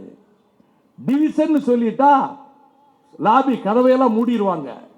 வெளியே இருந்து யாரும் உள்ள வர முடியாது, உள்ள இருந்து யாரும் வெளியே போக முடியாது. செக்ரட்டரி ஜெனரல் அறிவிப்பார் இப்பொழுது ஓட்டெடுப்பு நடக்க போகிறது என்று. ஒவ்வொரு எம்பிக்கு முன்னாடி 3 பொத்தான் இருக்கும், சிவப்பு, பச்சை, மஞ்சள். கீழே ஒரு நாப் இருக்கும். ஓட்டெடுப்பு ஆரம்பமாகிறது உடனே இந்த நாபை கீழே பிடிச்சு இழுத்துக்கிட்டு பொத்தான அழுத்தணும். ஆதரிச்சு ஓட்டு போட்டா பச்சை பொத்தான், எதிர்த்து ஓட்டு போட்டா சிவப்பு பொத்தான். நான் ஓட்டெடுப்பில் பங்கெடுக்கல, நடுநிலை வைக்கிறேன்னா மஞ்சள் பொத்தான். இது இன்னைக்கு இருக்கு சிஸ்டம், ஒவ்வொரு எம்பிக்கு முன்னாடி இருக்கும். அப்பொழுது இந்தியில் அரசியல் சட்டம் இருப்பதை எதிர்த்து நான் கொண்டு வந்த திருத்தம் இந்தி கூடாது என்று ஓட்டெடுப்புக்கு விடப்படுகிறது. அத்தனை விளக்குகளும் பச்சை விளக்குகளாகவே இருந்தன. அரசியல் சட்டத்தை இந்தியில் கொண்டு வரலாம் என்று ஒரே ஒரு விளக்கு மட்டும் சிவப்பு விளக்காக இருந்தது. நான் அழுத்திய பொத்தான். ரெக்கார்ட்ல இருக்கு, பார்லிமெண்ட் ரெக்கார்ட்ல. சந்தேகம் இருந்தா போய் ரெக்கார்ட்ஸை பாருங்க. பாஸ் பண்ணிட்டாங்க. அப்ப என் நண்பர் காஷ்மீரை சேர்ந்த நேஷனல் கான்ஃபரன்ஸ் எம்பி எந்திரிச்சாரு. Mister Gopalsamy, you are alone, you are deserted. எல்லாம் கைவிட்டு போயிட்டாங்க, நீ தனி ஆளு அப்படின்னு. உடனே காங்கிரஸ்காரங்களுக்கு ஒரே சந்தோஷம். நல்ல, ஏன்னா 1 மணி வரைக்கும் ஓட்டெடுப்புன்னு போட்டு அவங்க தூங்க விடல. இல்லை, அந்த எரிச்சல் வேற. ஒரே சந்தோஷம். Yes, I am alone. Lion also is alone in the jungle. சிங்கமும் காட்டில் தனியா தான் இருக்கு. இது நான் சொன்ன பதில். இந்தி உள்ள இந்தியா வேணுமா, ஒன்றுபட்ட இந்தியா வேணுமான்னு கேட்டேன். நான் கேட்டதில்லை. அரசியல் நிர்ணய சபையில் காங்கிரஸை சேர்ந்த டி கிருஷ்ணமாச்சாரி கேட்டது. அதை நான் திரும்ப கேட்டேன். அப்பதான் இங்க தம்பி சொன்னதை போல புத்தபிரிய மௌரியாங்கிற ஒரிசாவை சேர்ந்த காங்கிரஸ் எம்பி, நீ வித்ரா பண்ணலன்னா அவனை அடிச்சு உதைச்சு நொறுக்கிடுவோம். we will be crushed on the floor of the house unless you withdraw your statement. நான் சொன்னேன், சிரிச்சுக்கிட்டே தான் சொன்னேன், வித்ரா பண்றதுங்கிறது என் வாழ்க்கையிலேயே கிடையாது. Even if I am crushed on the floor of the house, I will repeat it not once but 1000 times. என்னை அடிச்சு உதைச்சு நொறுக்கினால் 1000 தடவை சொல்லுவேன். வாபஸுங்கிற பேச்சு கிடங்கிறது. அரசியல் சட்டத்தை கொளுத்த வேண்டும் என்றார்கள், கொளுத்தினேன். கொளுத்த கூடாது என்றார் கலைஞர். அறிவித்து விட்டு கொளுத்தவில்லை என்றால் பதவிக்காக ஓடிவிட்டேன் என்று கருதுவார்கள். 10 சட்டமன்ற உறுப்பினர் நீக்கப்பட்டிருந்த நேரம். முரசொலியில் அறிவிப்பு, நாங்கள் அரசியல் சட்டத்தை கொளுத்தவில்லை, ஒரு தாளைத்தான் கொளுத்தினோம் என்று தான் பிரமாண வாக்குமூலம் போட வேண்டும் என்று சொல்லி முரசொலியில் அறிவிப்பு. கோர்ட்டில் கொண்டு போய் என்னை நிறுத்தினார்கள். எல்லோரும் பிரமாண வாக்குமூலம் தாளை கொளுத்தினோம் என்று போட்டார்கள். நான் இந்திய அரசியல் சட்டத்தை கொளுத்தினேன் என்று பிரமாண வாக்குமூலம் தனியாக தமிழ்நாட்டில் நான் ஒருவன் மட்டும் தாக்கல் செய்தேன். அதனால் தான் சிதம்பரம் அரசியல் சட்டத்தை கொளுத்திவிட்டு பயந்து ஓடிவிட்டார்கள் கோழைகள் என்று திமுகவை சொன்ன போது நான், மிஸ்டர் சிதம்பரம் யோசித்து பேசுங்கள், கொஞ்சம் நான் பதில் சொல்றேன். அரசியல் சட்டத்தை தான் கொளுத்தினோம், தாளை இல்லை. நானே கொளுத்துறேன். இப்ப சபையிலேயே சொல்றேன், என்ன நடவடிக்கைக்கும் நான் தயாராக இருக்கிறேன். ஆர் வெங்கட்ராமன் வைஸ் பிரசிடென்ட், காங்கிரஸ்காரர் தான், உள்ளுக்குள் மனமகிழ்ந்தார். உணர்ச்சியோடு சொல்லுகிறானே என்பதனால் என் மீது எந்த நடவடிக்கையும் கிடையாது. ஆனால் இன்றைக்கு இந்திய எல்லா துறைகளிலும் ஊடுருவி விட்டது. எந்த பரீட்சையும் நீங்கள் ஆங்கிலத்தில் எழுத முடியாது, எந்த இன்டர்வியூ ஆங்கிலத்திலும் பேச முடியாது. இந்தியில தான் இன்டர்வியூ போக முடியும், இந்தியில தான் கேள்வி கேட்கிறான். எல்லா துறைகளிலும் இந்தி. ஐக்கிய முற்போக்கு கூட்டணி அரசு, இப்பொழுது தேசிய ஜனநாயக கூட்டணி அரசு, 2 அரசுகளும் இந்தி வெறிபிடித்த அரசுகள். அவர்கள் இந்தியோடு சமஸ்கிருதத்தையும் திணிப்பதற்கு இந்த அரசு முயற்சிக்கிறது. நான் மாண்புமிகு பிரதம அமைச்சருக்கு தெரிவித்துக் கொள்கிறேன், நெருப்போடு விளையாடாதீர்கள். எல்லா உணர்வுகளும் அழிந்து போய்விட்டது என்று கருதாதீர்கள். அன்று வைத்த தீ அணையாமல் தான் இருக்கிறது. இன்றைக்கு பார்லிமெண்ட்ல யாரும் ஆங்கிலத்தில் பேசுறதே கிடையாது. எந்த மந்திரியும் மூணு மந்திரி தான் ஆங்கிலத்தில் பேசுறாங்க. பிரதமர் உட்பட எல்லாரும் இந்தியில தான் பேசுறாங்க. நெஞ்ச கொதிக்குது. இந்திய நாடா இது? எல்லா மொழிகளும் ஆட்சி மொழிகளாகி எல்லா மொழிகளையும் பேசுறா, இந்திய பேசிட்டு போ. அதனாலதான் நாங்க சொன்னோம், ஆங்கிலம் அந்நிய மொழிங்கிறான். ஆங்கிலம் உனக்கு அந்நிய மொழினா இந்தி எங்களுக்கு அந்நிய மொழி. பார்லிமெண்ட்ல சொல்லி இருக்கிறேன், ஆங்கிலம் இந்த நாட்டில் ஆங்கிலோ இந்தியர்களால் பேசப்படுகிற மொழி, அவர்களின் தாய்மொழி, இந்த நாட்டின் மொழி. ஆங்கிலம் வடகிழக்கு மாநிலங்களிலே இன்றைக்கு ஆட்சி மொழி, அபிஷியல் லாங்குவேஜ். நான் ஆங்கில தாசன் அல்ல. தமிழ் கொற்றம் ஏறட்டும், நீதிமன்றத்திற்கு வரட்டும், அரசு இதழ்களில் வரட்டும், பள்ளிக்கூட கல்லூரிகளில் வரட்டும், ஆனால் வெளிநாட்டு தொடர்புகளுக்கு ஆங்கிலம் இருக்கட்டும். தமிழும் ஆங்கிலமும் இது அண்ணாவின் தீர்க்க தரிசனம். இந்த நாட்டிலே இருக்கக்கூடிய அனைத்து மாநில மொழிகளும் ஆட்சி மொழிகளாகிற போதுதான் என் மனம் நிறைவடையும் என்று அண்ணா அவர்கள் மாநிலங்களவையிலே பேசினார். இதுதான் எங்கள் கொள்கை. இந்திய எதிர்ப்பு பிரச்சனையில் இன்றைக்கு எல்லா இடங்களிலும் இந்தியை திணிக்கிறீர்கள். எல்லா துறைகளிலும் இந்தியில் மட்டும் கேள்வி, இந்தியில் மட்டும் பரீட்சை, அவர்களுக்கு மட்டும் வேலை. பீகார்காரன் உத்தரப்பிரதேசத்துக்காரனுக்கும் வேலை. இந்தியா என்பது கங்கை கரையோடு முடிந்து விடாது. பல்வேறு மொழிகள், பல்வேறு சமயங்கள், பல்வேறு நாகரிகங்கள், பல்வேறு பண்பாடுகள் கொண்டிருக்கக்கூடிய இந்த உபகண்டம் ஒரு நாடாக இருக்க வேண்டுமானால் இந்த இந்தி திணிப்பை விட்டுவிடுங்கள். இந்தி திணிப்பும் மறைஞ்சு போயிடுச்சு நினைக்காதீங்க. நான் பேரை சொல்ல விரும்பவில்லை. ஒரு பிரபலமான ஆங்கில பத்திரிகை தமிழ்நாட்டில் இருக்கிறது. அந்த பத்திரிகையினுடைய தலைமை ஆசிரியரை நான் டெல்லியில் போய் பார்த்தேன். பிரதமரை சந்தித்த அன்று பிற்பகலிலே போய் பார்த்தேன். அவர் ரொம்ப வருத்தப்பட்டு சொன்னார், பார்லிமெண்ட்ல 2-3 மந்திரியை தவிர யாரும் ஆங்கிலத்தில் பேசுறது கிடையாது. எல்லா எம்பிக்களும் இந்தியில தான், மந்திரிகளும் இந்தியில தான். எல்லாமே இந்திமயமாக்கப்பட்டு வருகிறது. இந்திய எதிர்ப்பினுடைய முக்கியத்துவத்தை இப்பொழுது அவர் திமுக அல்ல, மதிமுக அல்ல, அதிமுக அல்ல. இன்றைக்கு வங்காளத்திலே இந்திய எதிர்ப்பு வந்துவிட்டது, மராட்டியத்திலே வந்துவிட்டது, பஞ்சாபிலே வந்துவிட்டது. மறந்துடாதீங்க. எல்லா மாநிலமும் ஏற்றுக்கொண்டு நினைக்காதீங்க. எல்லா மாநிலங்களிலும் எதிர்ப்பு. வடகிழக்கு மாகாணங்கள் மொத்தமாக இந்தியை எதிர்க்கின்றன. நான் பலமுறை நாடாளுமன்றத்தில் சொல்லி இருக்கிறேன், இந்திதான் இந்த நாட்டின் ஆட்சி மொழி என்று நீங்கள் திணித்தால் இந்தியா உடையும் என்று சொல்லி இருக்கிறேன். சோவியத் ரஷ்யாவையே கட்டி காக்க முடியவில்லை ஒரு ரஷ்ய மொழியின் ஆதிக்கத்தில். செஞ்சேனையை வைத்துக் கொண்டு, மார்க்சின் தத்துவத்தை வைத்துக் கொண்டு 15 தேசங்களாக சிதறி போய்விட்டது. அதை போல இந்த பிரச்சனையில் நாங்கள் எந்த கட்டத்திலும் ஏற்றுக்கொள்ள மாட்டோம். உங்கள் போக்கை மாற்றிக் கொள்ளுங்கள் நரேந்திர மோடி அரசு. ஜல்லிக்கட்டு பிரச்சனையில் தோழர்களே, நான் ஊர் ஊராக போய் பிரச்சாரம் செய்திருக்கிறேன். இந்த ஜல்லிக்கட்டுக்கு உண்மையாக போராடியவர்கள் ராஜசேகரன் உள்ளிட்ட 5 அமைப்புகளை சேர்ந்தவர்கள் பல வருடங்களாக போராடுகிறார்கள். அவர்கள் எந்த கட்சியும் கிடையாது. ஜல்லிக்கட்டுக்கு தடை என்பதனால் மாணவர்கள் போராட வந்து எல்லோர் மனதிலும் இருந்த வேதனை லட்சக்கணக்கில் வந்து திரண்டார்கள். நான் 8ஆம் தேதி அன்று, அக்டோபர் 8ஆம் தேதி அன்று கவர்னர் மாளிகையிலே ஆளுநர் வித்யாசாகர் ராவ் அவர்களை சந்தித்தேன். அன்று சகோதரி ஜெயலலிதா அவர்களை அப்பல்லோ மருத்துவமனையிலே அவரை யாரும் பார்க்க முடியாத நிலைமையில் இருந்தார். உடல் நலம் மிக மோசமாக இருக்கிறது என்று பன்னீர்செல்வம் அவர்களையும் மற்றவர்களையும் சந்தித்து பேசிவிட்டு, ரிச்சர்ட் பீல் என்கின்ற லண்டன் டாக்டரிடம் நேருக்கு நேராக பேசியவன் நான் தான் என்று மக்கள் நல்வாழ்வுத்துறை அமைச்சர், அவர் புதுக்கோட்டைக்காரர் விஜயபாஸ்கர் சொல்றார், நாங்க யாரும் பேசலன்னு, நீங்க தாங்க லண்டன் டாக்டர் கிட்ட நீங்க பத்தி விவரம் கேட்டீங்கன்னார். அதுக்கு பிறகு பிரஸ்ரவத்து சொன்ன, நல்ல வைத்தியம் செய்யப்படுகிறது அப்பல்லோ ஹாஸ்பிட்டலில்.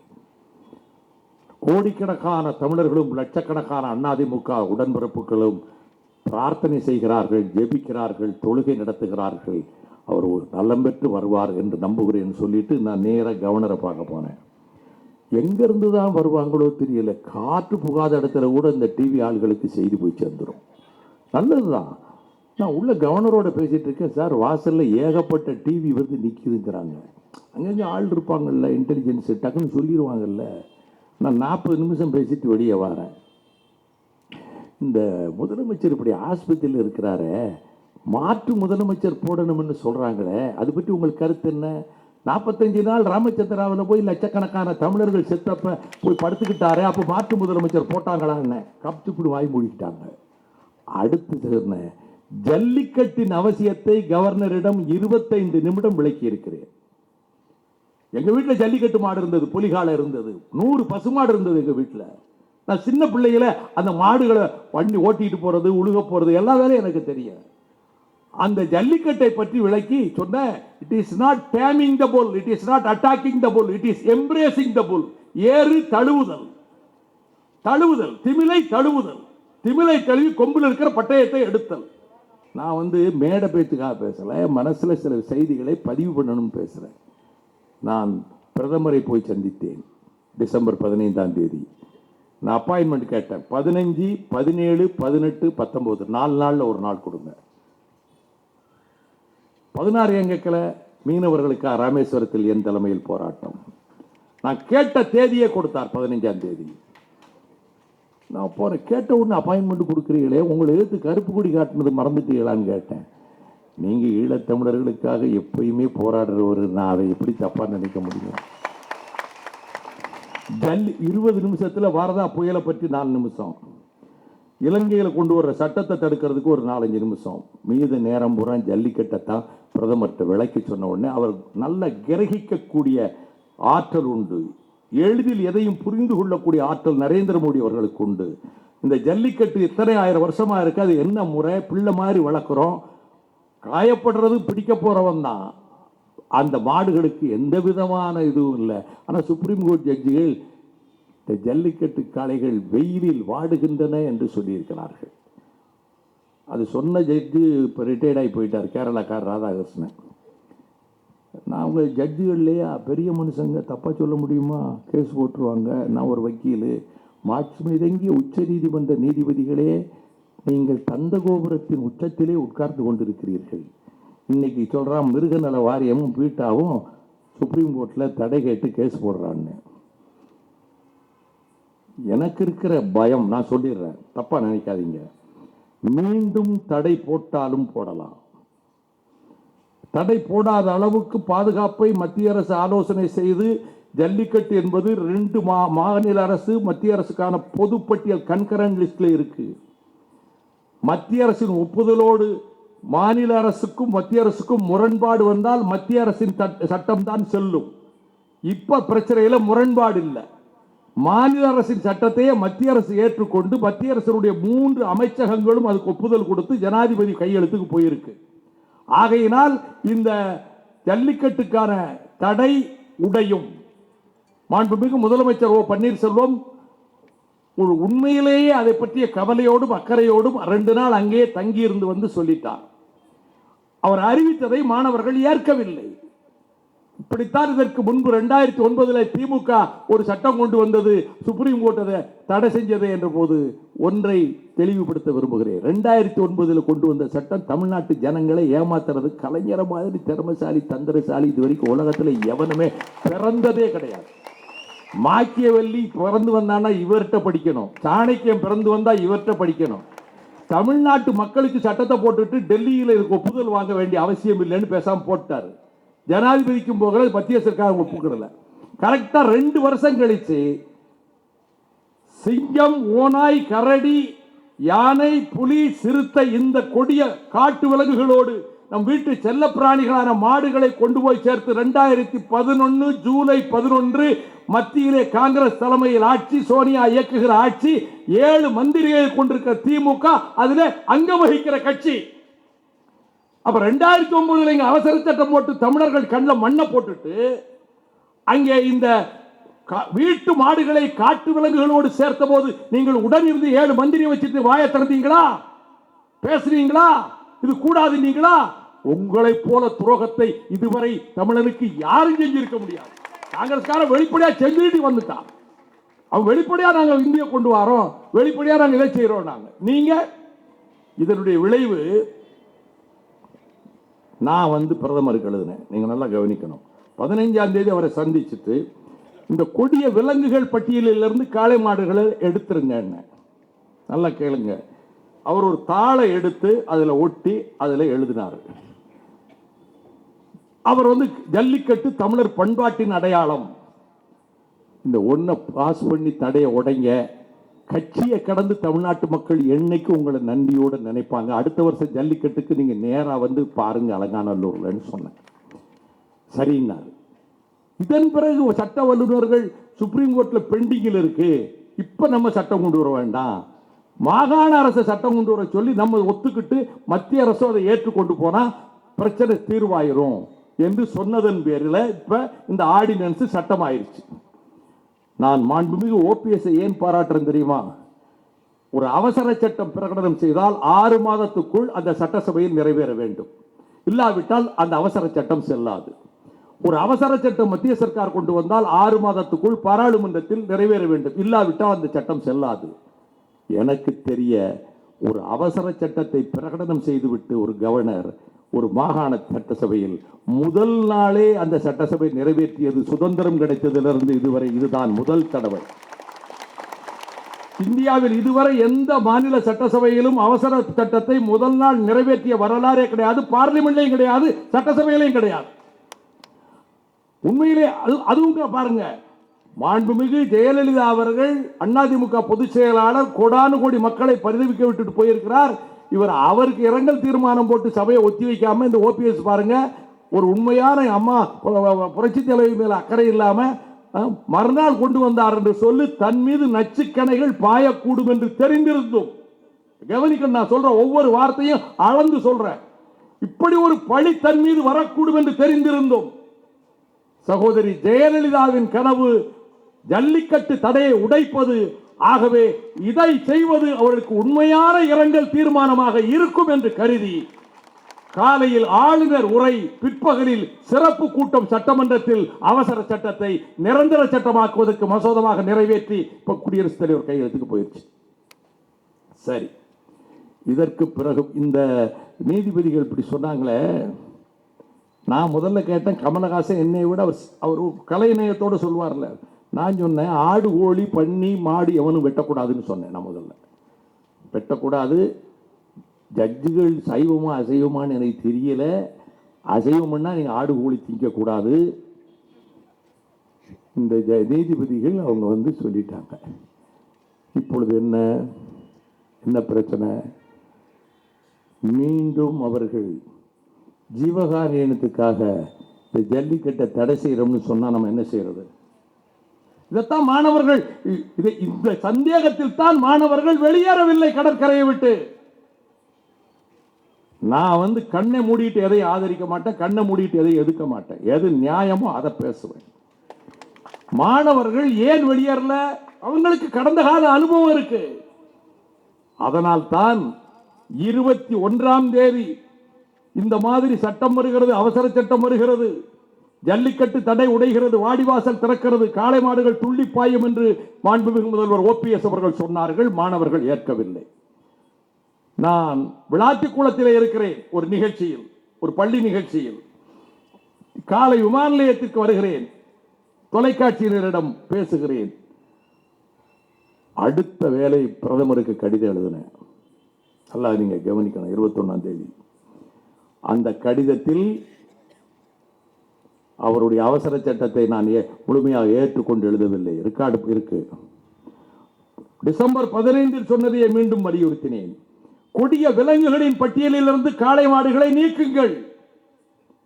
மாணவர்கள் உங்களுடைய அவசர பிரகடனத்தை ஏற்பதாக இல்லை. மாணவர் போராட்டம் அமைதியாக நடக்கிறது.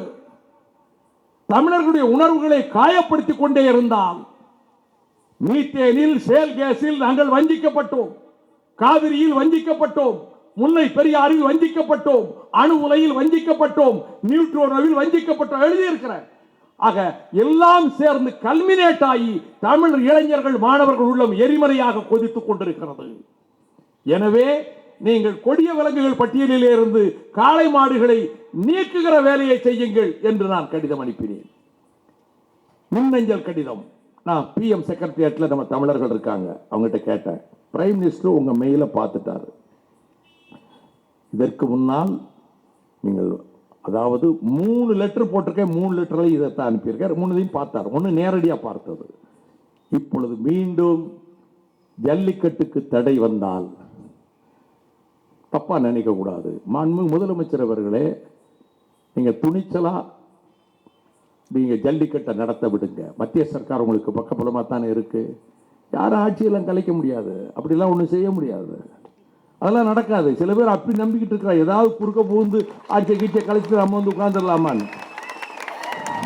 அதெல்லாம் நடக்காது. இதே சைதாப்பேட்டையில் அதிமுக கூட்டணியில் நான் பேசினேன். அதிமுக கூட்டணி இருக்கிற மேடை போட்டிருக்கு. அந்த கூட்டணியில் இருந்துகிட்டு 98 அதிமுக கூட்டணி. நான் எம்பியா இருக்கிறேன். திமுக ஆட்சியை கலைக்க வேண்டும் என்று ஒரு கோரிக்கை அதிமுக முன்வைத்தது. நல்லா கவனிக்கணும். சைதாப்பேட்டையில் கூட்டம், டி நகர்ல கூட்டம். சைதாப்பேட்டையில் நான் சொன்னேன், மக்களால் தேர்ந்தெடுக்கப்பட்ட திராவிட முன்னேற்ற கழக அரசை கலைப்பதற்கு எந்தவித முகாந்திரமும் இல்லை. அது ஜனநாயக படுகொலையாகும். அதை கடுமையாக எதிர்க்கின்ற முதல் ஆளாக இந்த வைகோ இருப்பான் என்று பேசினேன். அதிமுக கூட்டு திமுக ஆட்சியை கலைக்க விடமாட்டோம் என்று சொன்னேன். நான் வாஜ்பாய் கூட தான் இருக்கிறேன். அதே அடிப்படையில் தான் இப்ப சொல்றேன், ஆட்சியெல்லாம் கலைக்க முடியாது. அப்படி என்றால் முல்லை பெரியாறில் 142 அடி உயரம் தண்ணீரை உயர்த்த வேண்டும் என்று சொன்னபோது அதை எதிர்த்து கேரள சட்டமன்றம் தீர்மானம் கொண்டு வந்தது. கேரள சட்டசபையை கலைத்தீர்களா? உச்சநீதிமன்ற தீர்ப்பை காலில் போட்டு விதித்த கேரள அரசை கலைத்தீர்களா? 356 ஏவினீர்களா? ஏவ முடியாது. காவிரி மேலாண்மை வாரியம் அமைக்க வேண்டும், இத்தனை டிஎம்சி தண்ணீர் விட வேண்டும் என்று உச்சநீதிமன்ற ஆணையை கர்நாடகம் குப்பை தொட்டியில் தூக்கி போட்டதே கர்நாடக அரசை கலைத்தீர்களா? ஜல்லிக்கட்டு தடை மீண்டும் சுப்ரீம் கோர்ட்டில் வந்தா ஜல்லிக்கட்டு தமிழ்நாட்டில் நடத்தப்படும். நீங்க ஒண்ணு செய்ய வேணாம். தமிழ்நாடு நீங்க பேசாம போலீஸை வேடிக்கை பார்க்க சொல்லுங்க, எங்களை அடிக்க கூடாது, அவ்வளவுதான். ஜல்லிக்கட்டு தானா நடக்கும். உங்க சர்க்கார் ஒண்ணும் செய்ய முடியாது. மோடி தான் எல்லாத்துக்கும் உங்களோட இருக்கேன்னு சொல்லிட்டாருல. உங்களுக்காக நாட்டை மோடி விட ஃபைட் பண்றேன். இந்த சர்க்காருக்கு பக்கபலமா இருப்போம். அதே நேரத்தில் இந்த கடைசி 2 நாட்களில் நடந்த சம்பவங்கள், மாணவர்கள் போராட்டத்தில் மாணவர்கள் எந்த வன்முறையிலும் ஈடுபடவில்லை. யார் உள்ளே நுழைந்தது? யார் பிரச்சனைகளை பேசியது? ஹிப்ஹாப் தமிழா ஆதி சொன்னாரே, விபரீதமான நிலைமையை சிலர் உருவாக்குகிறார்கள். நான் வெளியே வந்து விட்டேன். இங்கே தம்பிகள் பேசினார்களே, எவ்வளவு நல்ல உணர்ச்சிகரமான போராட்டத்தில் உள்ளே நுழைந்து ஒரு 10 பிணம் விழுந்துராதா இந்த ஆட்சியை ஒழிச்சிட மாட்டோமான்னு ஒரு கூட்டம் நினைச்சது தான் உண்மை. உள்ள ஒரு எனக்கே அந்த கவலை வந்துருச்சு. போலீஸ்காரங்க மேல 10 பேர் கல்ல கொண்டு எரிகிறாங்க அல்லது வேட்டை கொண்டு எரிகிறாங்கன்னா அவர் வழி இல்லாம கண்ணீர் புகை போடு கலையலைன்னா சுடத்தான் செய்வாங்க. அப்போ 5-10 பேர் சாக வேண்டிய நிலைமை ஏற்படும். இதை எதிர்பார்த்தார்கள். இப்படிப்பட்ட நிலைமையில் காவல்துறையினர் மாணவர்களை குண்டு கட்டாக ஏன் தூக்கிட்டு போகணும்? நீங்க முதலமைச்சர் சொல்றார் ஜல்லிக்கட்டுக்கு தடை இருக்காதுன்னு, மாணவர்கள் தடை வரும்னு கவலைப்படுறாங்க. ஆகையால் நாங்கள் கடற்கரையில் தொடர்ந்து போராடுவோம் என்பது அவர்கள் ஜனநாயக உரிமை. அந்த ஜனநாயக உரிமையை பறிப்பதற்கு உங்களுக்கு ஏது உரிமை? அவங்க நாங்க முதலமைச்சர் நம்புறார், நாங்க நம்பல. நாங்க அமைதியா எங்க கடற்கரை, எங்க கடல், எங்க கடல் மண், இங்க இருக்கிறவங்க ஏன் போய் அடிக்கிறீங்க? எதுக்காக அப்புறப்படுத்துறீங்க? யாராவது வன்முறை செய்ய வந்தவரை பிடிச்சிட்டு போங்க, மாணவர்கள் போராட்டம் நடத்திட்டு போகட்டும். இந்த சந்தர்ப்பத்தில் யார் உள்ளே நுழைந்தது? வாகனங்கள் தீ வைக்கப்பட்டிருக்கின்றன, போலீஸ் ஸ்டேஷன் தாக்கப்பட்டு 14 போலீஸ் உயிரோடு கொளுத்தப்பட இருந்தவர்கள் பெண்கள் வெளியே வந்திருக்கிறாங்க. சரி, இதில் இந்த வேலையில் ஈடுபடுவதற்கு முன்பு அங்கே ரொம்ப வேகமா சில பேர் பேசியிருக்காங்க. பிரைம் மினிஸ்டரையும் சீஃப் மினிஸ்டரையும் கெட்ட வார்த்தை சொல்லி திட்டி பேசி பதிவாயிருக்கு. அப்படி பேசினவங்க யாருங்கிறதெல்லாம் வீடியோவில் வந்துச்சு. அவங்க எல்லாம் செல்போனில் எடுத்துடுறாங்கல்ல, அவங்க எந்த கட்சிக்காரங்கிறது கண்டுபிடிச்சிட்டாங்க. எந்த கட்சி தலைவரோட போட்டோ எடுத்திருக்காங்க ஆதாரம் வந்துருச்சு. எந்த கட்சி தலைவரோட நின்னாங்கிற போட்டோலாம் வந்துருச்சு. இவ்வளவு செய்து போட்டு ஒரு பகுதி செயலாளரே முன்னின்று ஒரு தீ வைக்கிற வேலையில் ஈடுபட்டதாக செய்தி வந்திருக்கு. இவ்வளவு செய்து போட்டு கவர்னர் கிட்ட போய் சட்டம் ஒழுங்கு கெட்டு போச்சுன்னு சொல்லக்கூடிய ஒரு எண்ணம் வந்திருக்கு பாருங்க. அடேங்கப்பா. காவேரி ஆஸ்பத்திரியில் அண்ணன் கலைஞரை பார்க்க போகணும்னு போனேன். நான் வர்றது யாருக்கும் தெரியாது. நான் மதுரையில் புறப்படுறதுக்கு டிக்கெட் புக் பண்ண உடனே ஒரு பதிவு வருது. அந்த பதிவில் என் பேரை போட்டு அவன் வர்றான். அவன் கன்னம் கிளிய காது கிளிய செருப்பால் அடிக்க வேண்டும், காதில் ரத்தம் வர செருப்பால் அடிக்க வேண்டும். பதிவு இருக்கு. 4:15 போடுறான். போட்டவர் திமுக தோழர். அடுத்து 5:15 போடுறான். வைகோ புறப்பட்டு விட்டான் விமானத்தில், செருப்புகள் தயாராகட்டும். அடுத்த பதிவு செருப்புகளோடு வாருங்கள். இத்தனையும் பதிவுகள் போடுறாங்க. நான் விமான நிலையத்தில் இறங்கி பிரஸில் சொல்லும்போது தான் நம்ம சொல்கிறேன், நான் அங்கே போகிறேன்னு சொல்லி கனிமொழிகிட்ட கேட்டேன். உள்ளே போய் பார்க்க பரவாயில்ல, நான் உங்களையும் பார்த்து டாக்டர் பார்த்துட்டு வரேன்னு போகிறேன். நாங்கள் மாவட்ட செயலாளர்கள் 7-8 பேர் வந்திருந்தாங்க. நான் ஒன்றும் சொல்லாமல் வர சொல்லியிருந்தேன். எங்கே போகிறோன்னு சொல்லலை. முதல் வண்டியில் நான் உட்காந்துருக்கிறேன். நீங்களாம் வர வேண்டாம், சத்யாவும் நானும் டிஆர்ஆர் செங்குட்டுவன் மட்டும் உள்ளே போயிட்டு வரோன்னு. நாங்கள் கிட்ட போகக்குள்ள அது வரைக்கும் காவேரி ஆஸ்பத்திரிக்கு எதுக்கு 10 பேர் கூட கிடையாதான். ஒரு 50-60 பேர் கையில் செருப்பு, குண்டாந்தடி, கல், செங்கல், 5-6 பெண்கள் எல்லாம் கொண்டு வந்து அப்போ தான் இறக்கி இருக்கிறாங்க. நான் முதல்ல போகும்போதே பார்த்துக்கிட்டேன், சரி கலவரம் பண்ண போகிறாங்கன்னு. முதல் காரில் முன் சீட்டில் உட்காந்துருக்கேன். ஏன் முதல் காரில் போனேன்னு சொல்லட்டுமா? முன்னாடி போகிற காரில் பிரச்சனை வந்து அவங்க சரி, அது ஒரு கலகமாயிடக்கூடாது. அதனால் நான் முன்னாடி போகணும். கல் வந்து விழுகுது, கட்டி வந்து விழுகுது, கண்ணாடி உடையலை. அவங்க என்ன செய்வாங்கன்னா, இதே நிலைமையில் கண்ணாடியை பூரா உடைச்சிக்கிட்டு காரையெல்லாம் உடைச்சோம்பாங்க. அந்த மாதிரி கீழத்தரமான வேலையெல்லாம் நான் செய்ய மாட்டேன். கார் மேலே வந்து திடீர்னு விழுது, நான் கீழே இறங்குறேன். என் மேல் அடி விழுந்துரும், கல் விழுந்துரும்னு ஜீவன் தடுக்கிறார். நான் தள்ளிட்டு கீழே இறங்கி எல்லாம் திரும்பி போங்க. என்னை இழிவான வார்த்தை நான் சொல்லக்கூடாது. அவ்வளவு என் தாய் வந்து எனக்கு தெய்வம். எங்கள் அம்மா மாரியம்மா கடைசியில் மதுவை ஒழிச்சிட்டு செத்து போனாங்க. எங்கள் ஊரில் மதுவை எதிர்த்து போராட்டத்தில் 60வது நாள் இறந்து போனாங்க. என் தாயை பழித்தவனை தாய் தடுத்தாலும் விடைங்கிற உணர்வு உள்ளவன். அவ்வளவு மோசமான வார்த்தைகள் எனக்கு எதுக்கே சொல்கிறாங்க. சிறப்பு கொடி எறிகிறாங்க. நான் எல்லாரையும் திரும்பி போக சொல்கிறேன். எங்க கார் சீட்டு மேலே ஏறி நின்றுக்கிட்டு வந்துக்கிட்டு இருக்கு செருப்பும் கல்லும். எல்லாம் திரும்பி போங்கப்பா, அமைதியாக போங்க. சுப்பிரமணி ரொம்ப வேகமாக வந்தான். போகிறையா இல்லையான்னு கேட்டேன். கலைவகுமாரை போகிறையா இல்லையான்னு கேட்டேன். நாங்கள் வந்துட்டோம். அடுத்த 10வது நிமிஷம் செயல் தலைவர் அறிக்கை கொடுக்கிறார். நடந்த சம்பவத்துக்கு வருத்தம் தெரிவிக்கிறேன். ஏற்பாடு செஞ்சதே நீங்கள் தான் ஐயா. எனக்கு உங்கள் கட்சியில் என் மேலே உசுரான எத்தனை பேர் இருக்கிறாங்க. நீங்கள் ஏற்பாடு செய்தீங்கிறதுக்கு எத்தனை சாட்சி என்கிட்ட இருக்கு. அதுக்காகத்தான் நாமக்கல்லுக்கும் நாகப்பட்டினத்துக்கும் போனார். தெரிந்து கொள்ளுங்கள். அப்பாவுக்கு இவ்வளவு சீரியஸாக இருக்கு. இப்போ நாமக்கல்லையும் நாகப்பட்டினத்தில் என்ன அப்படிப்பட்ட அவசியம்? ஒத்தி வைக்க முடியாதா? வைகோ வருவான், அப்போ நான் இருக்கக்கூடாது. எப்படி இன்னைக்கு நாளைக்கு வருவான். வரும்போது செருப்பால் அடித்து விரட்டிடுங்க. இது அவங்க உத்தரவு. அதை பற்றி கவலைப்படலை. நீங்கள் இவ்வளவு வேலைகளை செய்தாலும் அதை பற்றி நான் கவலைப்பட போறதில்லை. ஆனால் 1000க்கும் மேற்பட்ட இராணுவம் வந்த போதும் கூட நான் எதிர்த்து நின்றவன். எந்த களத்திலும் வைகோ முன்வைத்த காலை பின்வைத்தான் என்ற வரலாறு என் வாழ்க்கையில் கிடையாது. ஆனால் காவேரி மருத்துவமனையில் வந்து கலகம் செய்தான் என்று தேர்தல் நேரத்தில் எப்படி அபாண்டமான பழிகளை என் மீது சுமத்துவார்கள் என்று நாங்கள் அமைதியாக வந்து விட்டோம். அதனால் எனக்கு ஒன்றும் பரவாயில்ல. எங்கள் பையங்களுக்கு கொஞ்சம் காயம், அது கூட கம்ப்ளைண்ட் பண்ணல. சுப்பிரமணிக்கு தலையில் காயம், இன்னொரு பையனுக்கு மூட்டில் எலும்பில் காயம், ஒருவருடைய இது ஐடி எல்லாத்தையும் பர்செல்லாம் பிடிக்கிட்டு போயிட்டாங்க. இதெல்லாம் நடக்கட்டும். இப்பொழுது நான் கேட்பது, காவல்துறையினர் அவர்களே தீ வைத்ததாக வாட்ஸ்அப்பில் வந்திருக்க. நான் கமிஷனரை கேட்குறேன், அப்படி என்றால் அந்த காவல்துறையில் யார் தீ வச்சது? அவங்க மேல என்ன நடவடிக்கை எடுத்தீங்க? பொன் ராதாகிருஷ்ணன் கேட்கிறார், காவல்துறை உடையில் வந்தவர்களோன்னு ஒரு கேள்வியை போட்டிருக்காரு சாயங்கால பேப்பர்ல. நான் கமிஷனரை கேட்கிறேன், மிஸ்டர் ஜார்ஜ், டிஜிபிய காவல்துறையை சேர்ந்தவர்கள் தீ வைத்ததாக ஆதாரம் வந்திருக்கிறது. அவர்கள் மீது என்ன நடவடிக்கை எடுத்தீர்கள்? சஸ்பெண்ட் பண்ணிட்டீங்களா? அதே போல இதிலே வன்முறையில் ஈடுபட்டார்களே, எத்தனை போலீஸ்காரர்கள் அடிபட்டு இருக்காங்க தெரியுமா?